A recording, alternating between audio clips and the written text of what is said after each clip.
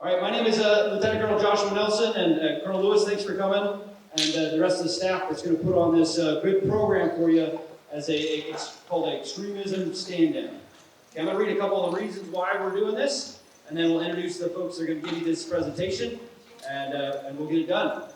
Okay, this is pretty important, and I'm quite privileged to stand here in front of you because I don't know when the last time we had this many of the core personnel in this base in one room in order to talk about something that is near and dear to our hearts. So we got to do correctly, okay?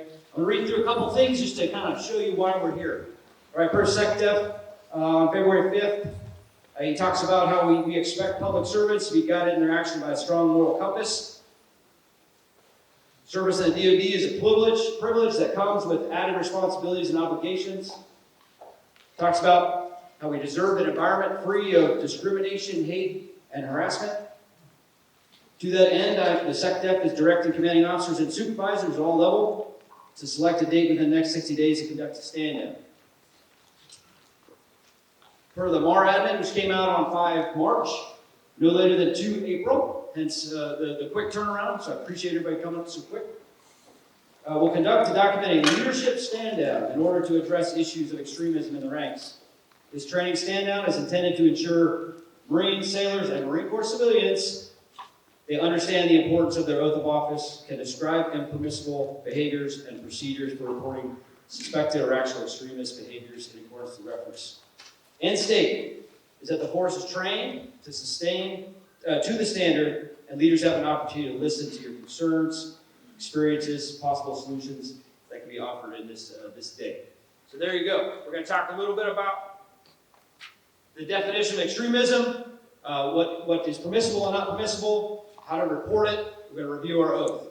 Okay, we got some great speakers that are going to come up and review that as well. Colonel Lewis will close us out. And if you're not aware, we've got this kind of delves into the equal opportunity and his philosophy that is posted out around the base. So I encourage everyone to read it. He may talk a little bit about in some of the EO, equal opportunity principles, that this definitely falls in the realm of that. Okay, everybody should be able to work in an environment that is free from some of those from discrimination. Mission success requires commitment to EEO principles of equality, diversity, inclusion. And that's really what we're talking about. Those principles are key. All right, I'm going to finish real quick. If you've ever come by my office, some of the staff does, and I appreciate it when we can chat about philosophy and how to take care of people. I really believe there's more than enough work for all of us to do here on the base. There's probably more than we have people for. What does that mean? I think it's critical for us all to be able to work together to be able to have that kind of bigger effect than just each one of us. You know, there's more work if you want to be the guy that works way too many hours, right? But together we can accomplish more. And that together is what's so important. So that understanding each other is very critical. I know if you come by my desk for any minutes, I probably recommended the book, How to Win Friends, Influence People. And it's mainly, the key that I get out of this is how to disagree with people correctly. Right? You don't have to prove that you're smarter than them. You can try to be smarter than them, but you don't have to shove it down their throats. And by hearing where they come from, understanding where they come from, especially when times are tough or times are challenging, that's the key to be able to work together and with each other. So I behoove you to have an open mind today as we go through some of these videos and some of the questions answered. Come up with some questions. But in your daily life, work well together. This is all it's about. You know, dignity and respect for your fellow person, right? Fellow employee. So if you guys take that to heart, I think we would not only be very effective here on the base, we'll be ready for the next fight, and we'll be a better team. I think it's all about teamwork. Sometimes putting away some of my own, putting my opinions, my strong opinions maybe on the shelf real quick, so that I can honor the person I'm talking to, really learn where they're coming from. And then in so doing, I think that respect and dignity for other people really plays out in how you perform. All right, I'm really glad you're here. I hope to meet all of you at some point on my short tour. You guys are so critical to the base. You tend to have longer tenures here on the base than a lot of us active duty folks because we rotate so quick. So I really appreciate what you bring to the fight. All right, Iwakuni is a strong community. It's very unique here. You guys could probably tell me more about the strengths and weaknesses of this place, but I know because of the people, that's one of our strengths. We're going to talk about that today. All right, without further ado, I've got our new CHRO director, Mr. Willie Bradley. So he's going to introduce himself too. So first time he's in front of most of you that are the GS employees. Later on, we've got our Eagle Council, Rick Congdon, will be coming and answering a couple of your questions. And then Miss Patty Martins, HR for MCCS. So some of your key folks here that make the HR and your experience here as best it can are coming up to time. So, Willie? Like Exo said, my name is Willie Bradley. I am the new CHRO director here. First, I want to do just introduce myself, just a few things about me. Those who haven't had the opportunity to actually come by the CHRO office and actually meet me. Just a little tidbit of information about myself.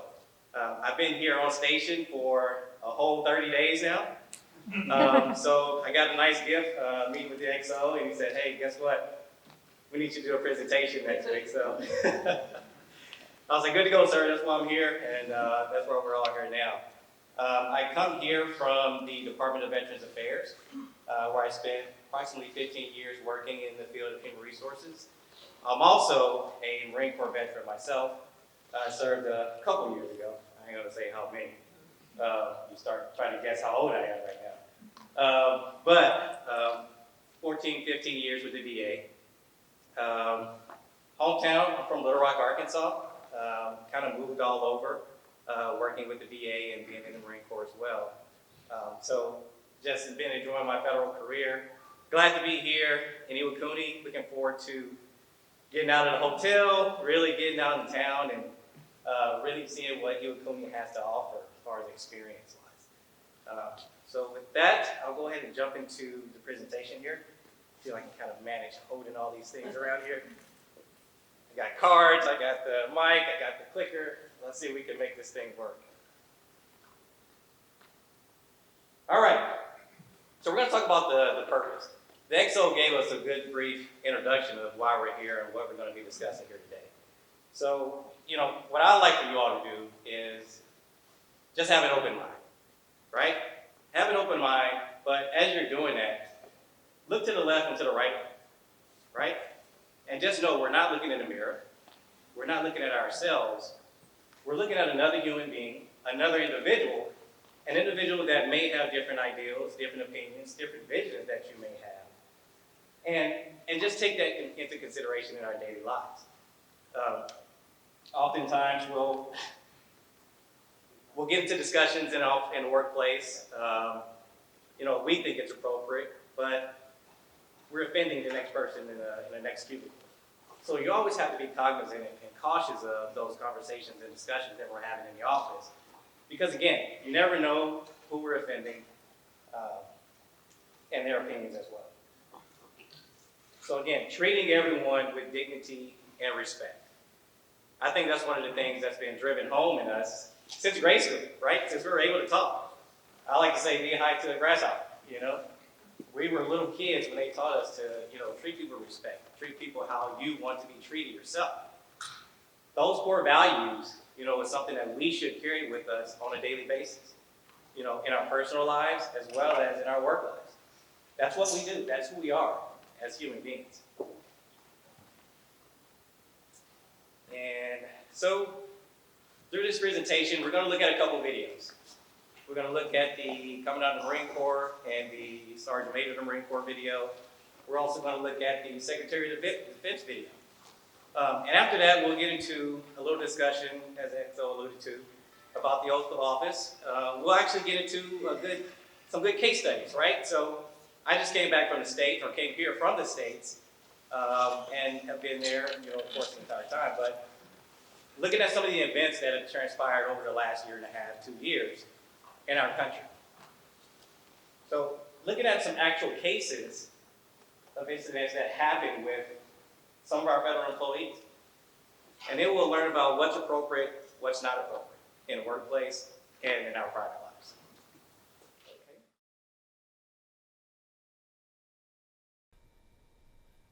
Hello, everyone. I'm Lloyd Austin, Secretary of Defense. I want to thank you for participating in this stand down, and I thank your leadership for supporting this important initiative.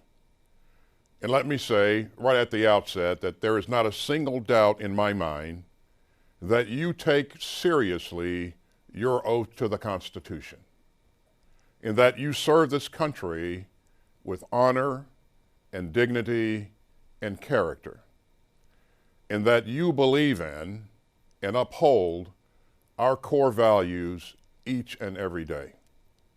Many of you have deployed in harm's way to defend those values, and some of you are in harm's way at this very moment. And I want you to know that I'm grateful for that. I also want you to know that your fellow citizens are grateful for that. You see, we understand the sacrifices that you and your families are making to defend this nation. And we know a stand down like this can seem like yet another task to undertake, another burden. But the truth of the matter is, we need your help. I'm talking, of course, about extremism and extremist ideology. Views and conduct that run counter to everything that we believe in, and which can actually tear at the fabric of who we are as an institution. You know, I've seen this before. I've lived through it as a soldier and as a commander. It's not new to our country, and sadly, it's not new to our military.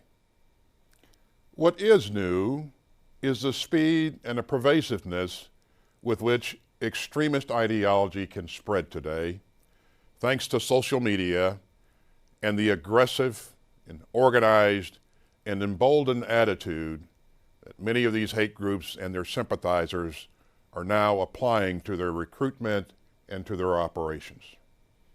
You know, it concerns me to think that anyone wearing the uniform of a soldier or a sailor, an airman, marine, or guardian, or Coast Guardsman would espouse these sorts of beliefs, let alone act on them. But they do. Some of them still do. We've got to be better than that. And not just for ourselves and the sort of work environment that we want to cultivate for each other, but also for the country and the very idea of what the United States represents to the world. And that's the discussion that I want you to have today. I want you to revisit the oath that you took when you joined the military and when you re-enlisted or got promoted. Read those words again. Consider what they really mean. And think about the promise that you made to yourselves and to your teammates and to your fellow citizens. I also want you to share with your leadership your own personal experiences with encountering extremist and extremist ideology in the military, should you have any. And I want your leadership to listen to those stories.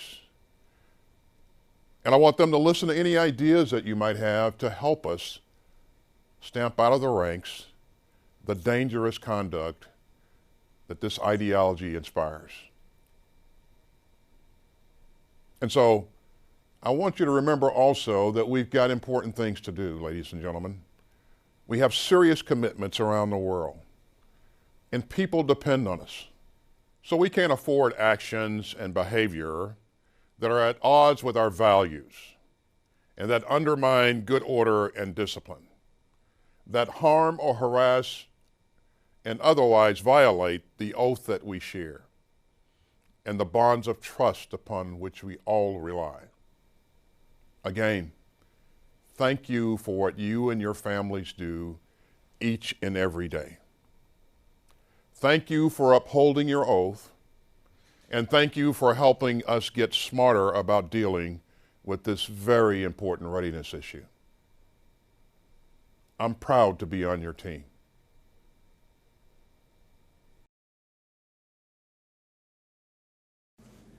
Marines, the Sergeant Major and I would like to take a minute of your time to impress on you the importance of the training you're about to receive. This training on our oath of office and oath of enlistment is a reminder of the foundations of our profession and our democracy. Additionally, you'll discuss behaviors and activities that are inconsistent with that oath and with the high standards of conduct expected of United States Marines. Marines are well known as the world's premier fighting force because of our tenacity, loyalty, and bonds with one another. As the Commandant has previously remarked, we must continuously strive to eliminate any division in our ranks and to treat each other with dignity and respect. Actively advocating extremist doctrine, ideology, or causes or actively participating in extremist activity cannot and will not be tolerated. Never forget that it's a privilege to serve this great nation, and I expect each one of you will do so with honor, courage, and commitment. Semper Fidelis. What's the common theme that you've heard throughout both videos from the SecDef as well as the Commandant of the Marine Corps and the Sergeant Major? You heard dignity. You heard respect. Honoring those core values. The oath that we all took when we started our positions here or within the federal government. So what we want to get into now is I want to invite Rick Cogden, who is our station counsel. We're going to go over and talk about what is the actual definition of extremism. Good morning, everyone. Good morning. Is this on? So good. I just can't hear myself. I'm up here with my handy-dandy Constitution carried around everywhere. Pocket size. What we're talking about today is founded in the Fifth Amendment of our Constitution. Mr. Bradley asked me to come and talk a little bit about the definition of extremism. I think you'll notice that what you're going to read here is founded in the Fifth Amendment. That's why I bring it up. I think it's going to be talked about a little bit more later. But what are we talking about? SecDef mentioned extremism.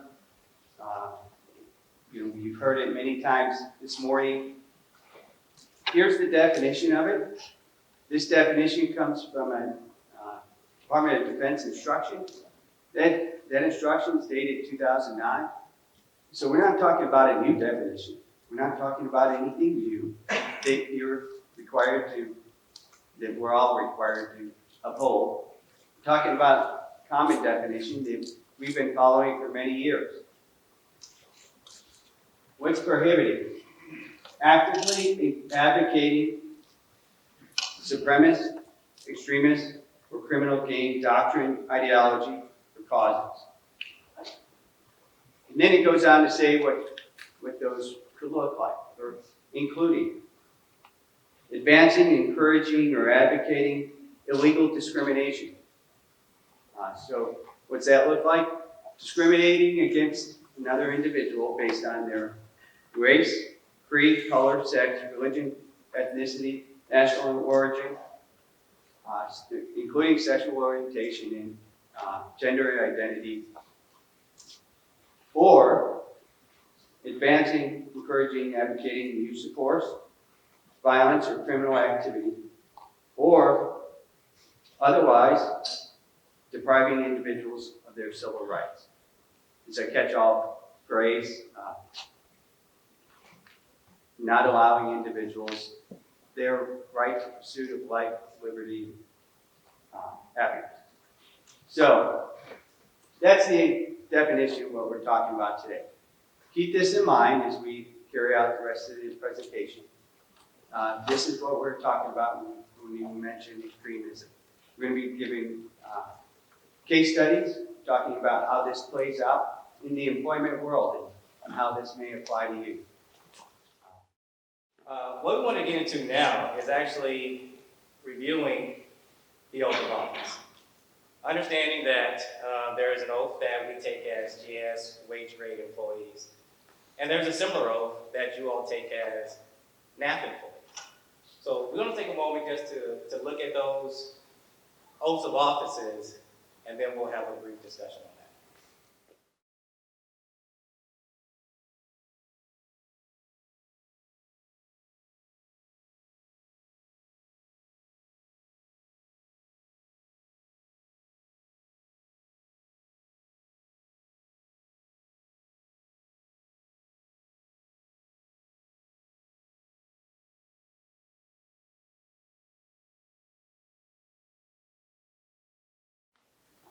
So I want to point your attention to a couple things here. So the first thing being, you swear or affirm, right?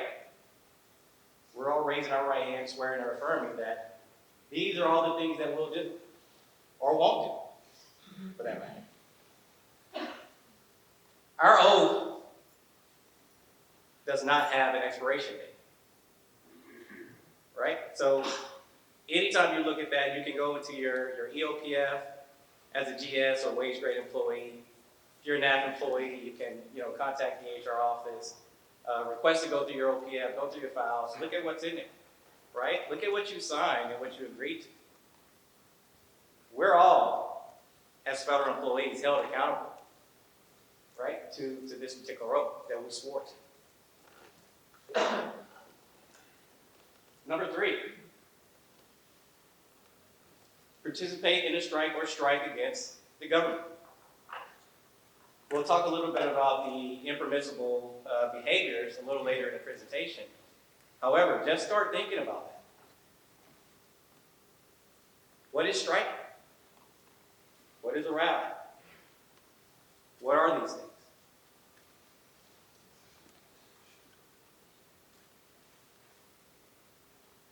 So this may look a little familiar, right? It goes into that definition that we looked at on extremism. So we'll read through a few of these. Actively advocating supremacist, extremist, or criminal gang doctrine, ideology, and causes. We're not walking around with, our bandanas, with representing our colors, anything like that. We're not having any particular flags that represent any organization we're affiliated to, which may be offensive, right? We're not participating in those things by displaying our ideology.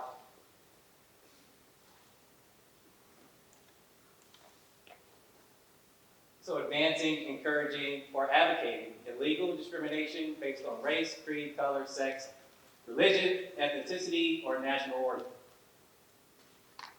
Many of us have heard that time and time again as it relates to EEO, or equal employment opportunity. We're all protected by the EEO statute. We will not discriminate against individuals for any of those reasons listed above.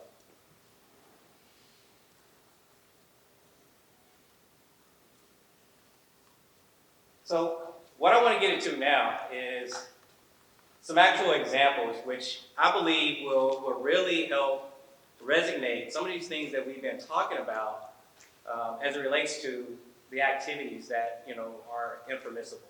What can I do? What can I do? Am I a free U.S. citizen? Can I go out and do anything I want at any given time as long as I'm not at work? Not necessarily. We want to provide you with information so that you're better prepared when you're going out into the community, because you're still a representative of the U.S. government when you're out in the community. Okay? So I'm going to read through this example. And mind you, this is an example that I had to, I guess I could say, deal with as an HR director at one of my organizations back in the States. So we're going to go through this example, and then we'll talk about the consequences and the things that happen as a result of this particular event. So I'll read through it. Feel free to read along with me. So we have a full-time permanent federal employee who attended a protest in June of 2020. The employee was off duty at the time of the event. However, he engaged in activities that resulted in damage to property, video evidence, which means now he's been recorded, right? So video evidence depicted the events as they occurred, and the employee was later arrested for destruction of property and criminal mischief. So me and HR received notification from the police, and I also received that employee's post-employment arrest report that comes to HR from the FBI. And what goes on from there? I had to investigate. So we got the video evidence. We assigned an investigator. we brought the employee in to ask questions, and then come up with conclusions. Now, I want to ask one of you a question because I like to encourage participation in these type of events. So forgive me if I pick on you or just choose someone out here in the audience, but I feel it's important for you all to be involved and engaged in this as well. Fortunately, I got a few people right here in front of me that might just be the ones getting picked on here today. So if I can actually, young lady right here, the question, what in this particular example do you see where the employee was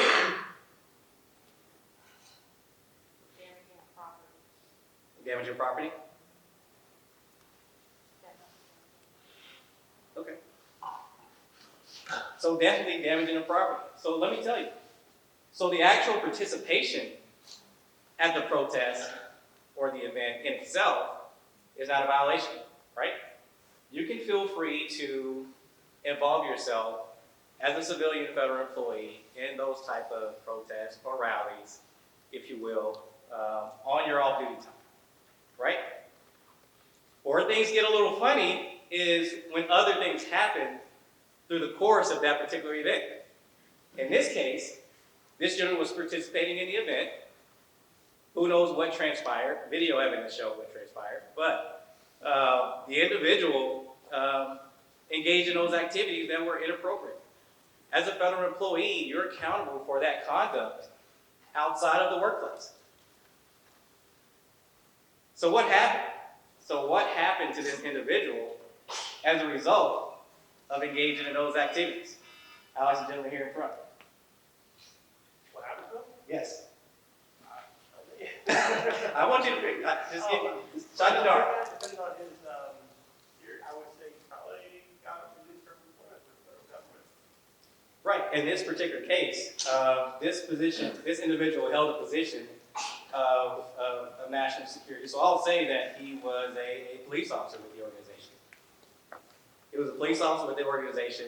It actually affected his background investigation and his ability to actually police.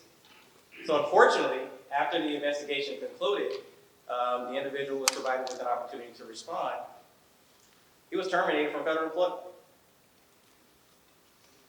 And without that background investigation, with that being rejected, it's highly unlikely that he'll be able to acquire another federal job. All because of this one particular event, right? A lot of times we act in our emotions, right? We're in the moment. We always have to take a moment, right, while we're in the moment, to think about those things, right? Think about the consequences that may come as a result of our actions. We had 2 full-time permanent federal employees, so this is a mother and daughter duo. They were on approved leave, and they elected to attend the event on January 6th, 2021. So the individuals during the event began posting pictures and videos of themselves during that event. And they're friends with several individuals who they work with on social media. Right? We all know social media is very unforgiving, right? And it's forever. So those co-workers were offended by what they were seeing on social media. Now, did those employees have the right to post whatever pictures, whatever videos that they want to share with their friends and family? Absolutely. It's their right to do that. However,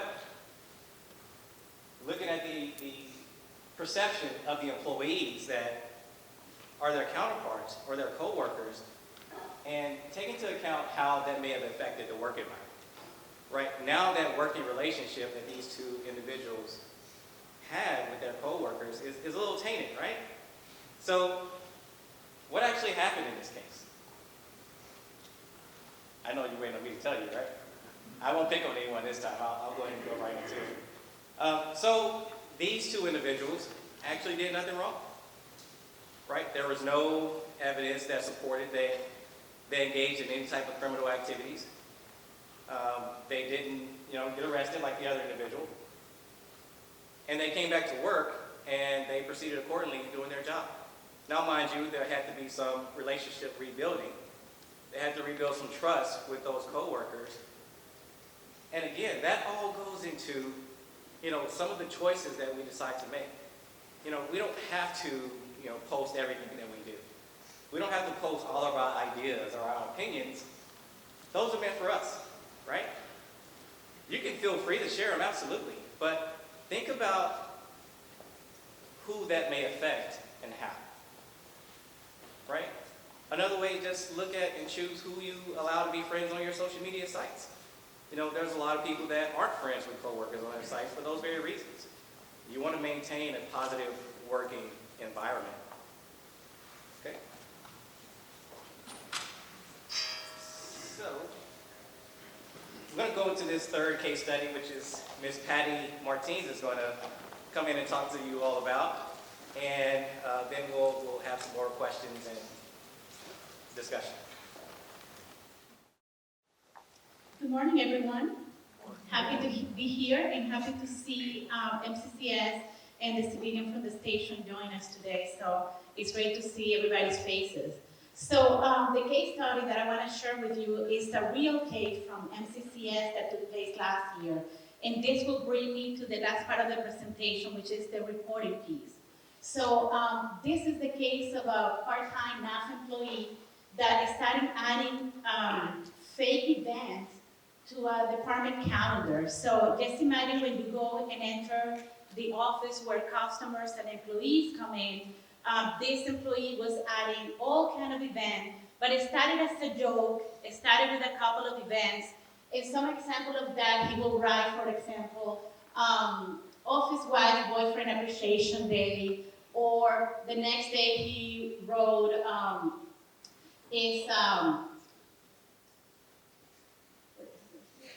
bonfire night, and then he started with those jokes like that, and nothing was reported for a period of time because all the co-workers and the supervisor thought that it was funny, that they embraced the situation.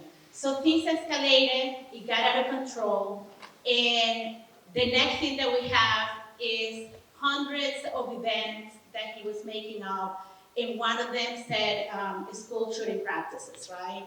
At that point, everybody was panicking, and this was going on for so long. Finally, somebody made the call to HR, and we started the investigation. So this behavior festered over a period of months, where multiple people were offended, but people were quiet about it. And the situation snowballed. And then by the time it got to HR, luckily we work with the station and we work internally and we eradicated the problem, but we let that go for so long that there was more that could have been done if we caught that on time at the beginning when this was happening. By the time we got it, we couldn't go back, and there were some unintended consequences that we had to do some damage control. So using that example, I want to talk to you about the importance of reporting. Because reporting, if you leave today from this training, no matter how many hours of training you go through, if you don't change the culture, if you don't decide to stop all this behavior, we're never going to make a difference. Even if you're not offended, if by any chance you're in doubt that this might not be a behavior that needs to be reported, but you feel that it's borderline, you have the due diligence to go ahead and report that event. We, as the leadership here in this base, owe every person, every civilian, and every active duty an environment free of discrimination, free of unprofessional behavior, free of unpermissible behavior.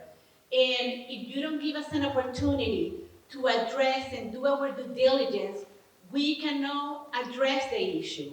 So, but in the words of the EXO, in the words of Mr. Brandy, dignity and respect are at the core of everything that we do.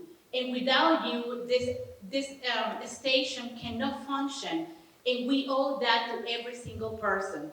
So when you leave today, even you can forget everything else. No, don't forget anything.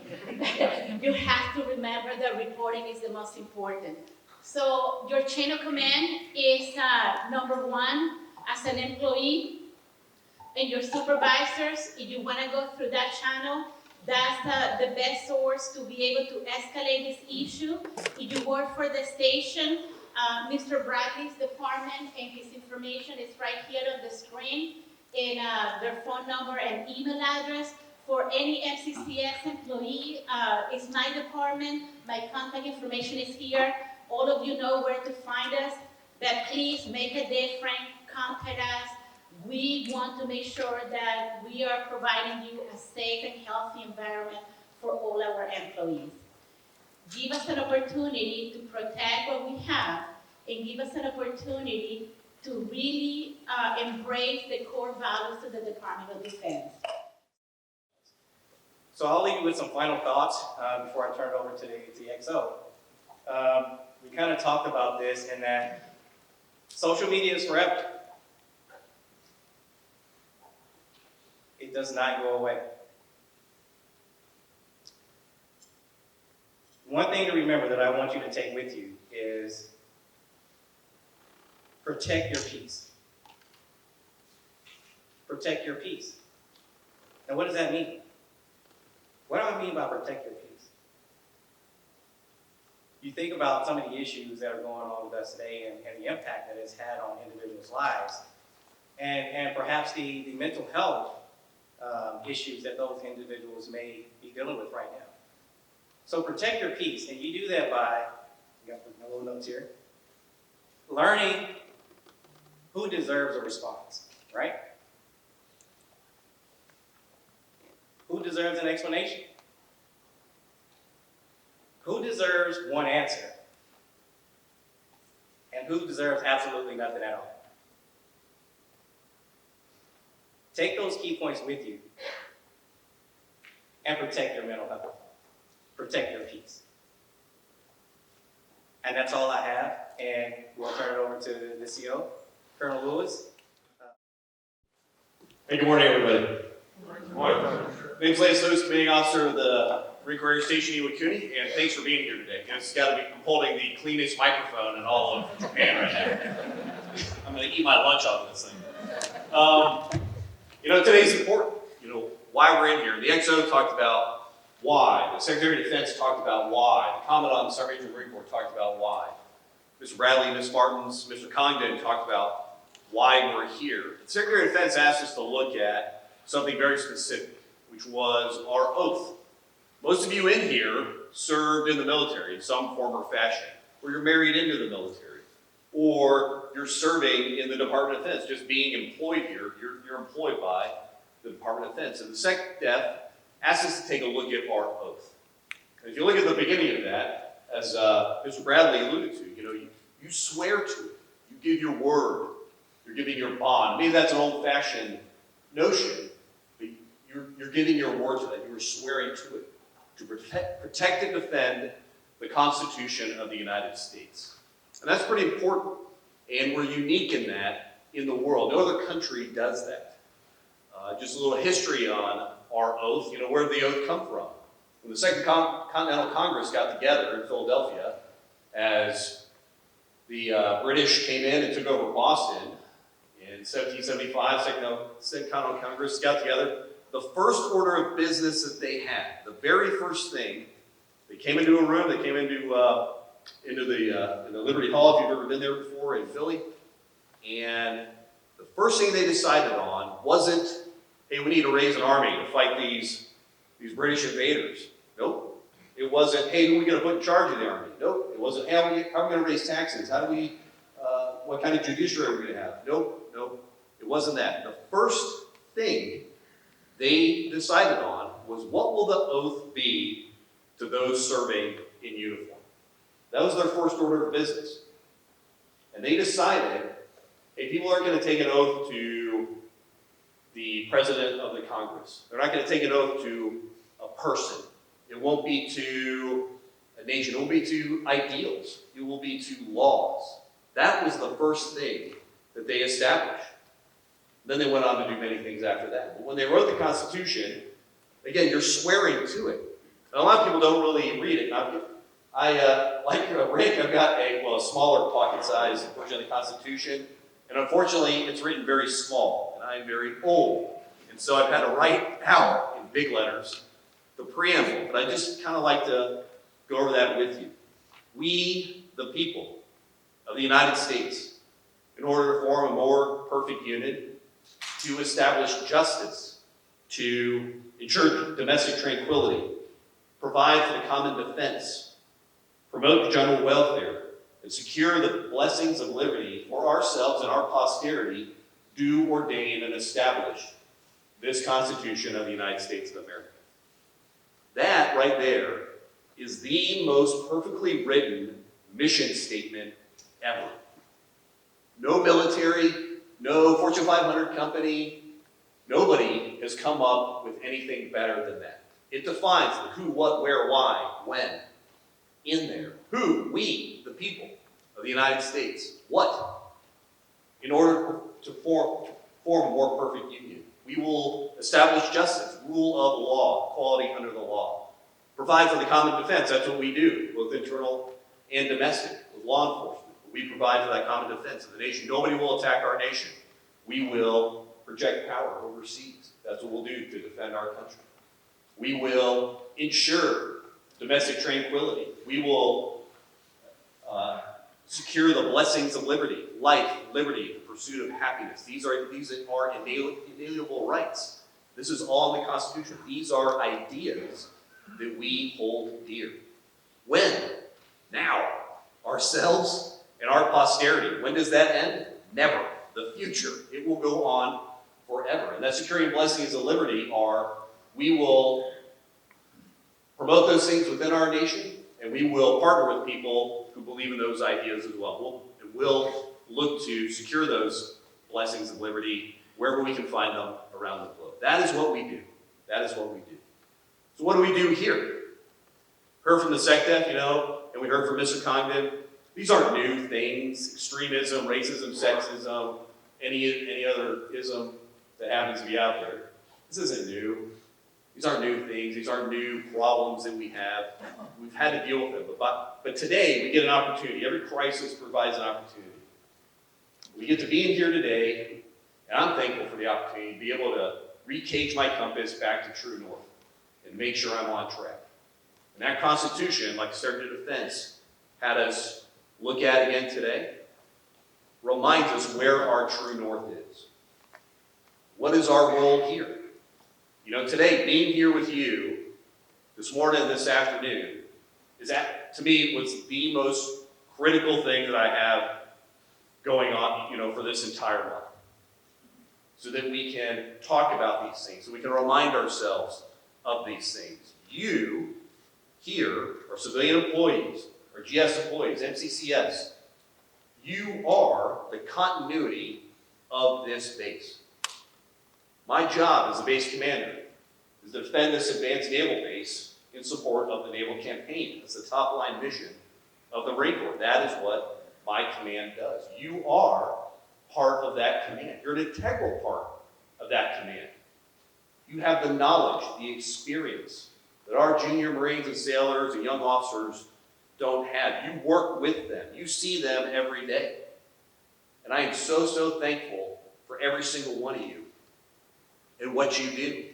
You provide the inspiration to them. You give them that correction. And like the SecDef said, Mr. Bradley said, and Mr. Condon said, that oath doesn't have an expiration date on it. You've given your word, you've sworn to it, and you do that admirably every single day. I thank you for making sure that our Marines and sailors know where their true north is as you go out and you do your job every single day. We have a Marine Corps to do two things. Number one, fight and win. That's what we do. Number two is to make better citizens. And that's where you come in. Here aboard Marine Corps Air Station Iwakuni. You help make better citizens. We don't know where that young man or woman came from. We don't know what their upbringing was. We don't know what values they were taught by their parents, what experiences they've had that have maybe gotten them off track, that have put their compass out of whack. But you are an integral part of the heart and soul of the Marine Corps, of the Navy, in ensuring that we are teaching our folks our young folks, what is right, what is wrong. And they need that experience. Every example is different. The ones Mr. Bradley had up here were very topical. I'm sorry, Ms. Martins as well. Very topical, very recent, very relevant, very real. These are real things that have actually happened. And every situation is a little different. But your experience, your knowledge, is what allows our young Marines and sailors to cage their gyro, to get their compass back to true north. I thank you for that. And I thank you for your engagement with them. And I thank you for being here today. Yeah, I got it, it's mandatory, you have to be here. But for paying attention. When you walk out of here today, what I'd ask you to do is think about what the Constitution says. Think about what that preamble says. What does it mean to you? The next young devil dog, or the next young sailor you come across, have that conversation with them. Hey man, take a look at this. You raised your hand, you swore to it. Do they know what it means? Help me teach them. Let's help teach them, make them better citizens. Okay, again, once I walk out, we'll be done unless if there's anything else. After this, great. Mr. Bradley, anything else after this? Fantastic. Again, like Ms. Martin said, this is wonderful to be able to have everybody in here right now. Although I can't see any of your faces, I can see your eyes. Maybe about to 10 feet, then it gets real blurry after that because I'm old. But I thank you for what you do, and it's wonderful to be here up in front of you and to tell you that myself. Doing a tremendous job every single day. Holy cow, this last year has just been nuts, right? Absolutely crazy. And you have done it admirably. The things that you do are the model for the Department of Defense, certainly for out here in Indo-PACOM, with the MEF, Mickey Pac, and in Japan. Programs you've come up with, the work that you've done, how you've taught people, the example you provide is an inspiration to me. It is an example for the rest of us to follow. Thank you for that.